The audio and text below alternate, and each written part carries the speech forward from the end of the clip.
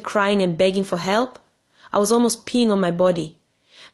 As the man got closer to me, then my phone suddenly rang. The man turned to it and picked it up. Then he cut the call. "Your sister is not going to save today, little child," he said.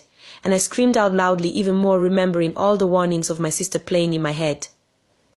I leaned on the wall and bent down, putting my head in between my knees, covering my face as the man got closer. Soon, with tears running down my eyes and my heart drumming for help, I felt the snake hissing in my ears, its tongue leaking down from my head to my shoulder. I thought to myself, "It is finished," and started praying. Then I looked at my feet and discovered I was still wearing my high heels, and with the last courage I had in me, I carefully took it off. As the man carried me up, I summoned the strength and I hit him very hard with all my energy on his head, with my heel shoe, and the snake hissed loudly and angrily bit my leg. He dropped me screaming in pain as I quickly ran to the shelf and took the keys. I quickly opened the door and ran out as fast as possible while he was still screaming in the room.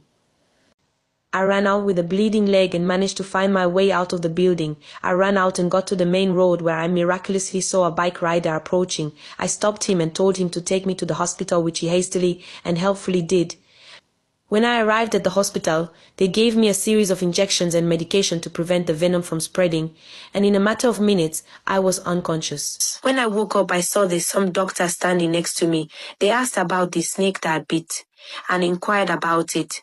They say they had never seen anything like it before Nigeria, and that was a miracle to be alive. But I couldn't explain, and only asked to call my sister.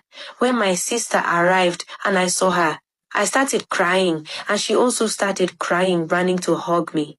She told me she had been praying for me since the previous night, and I just held her close to my chest. I explained everything that happened to her, and she cried as she listened. I vowed that day to never to go to club parties, and I started living a normal life. The moral lesson of this story is for us to remember that not everything that glitters is gold. Not every sugar daddy has sugar.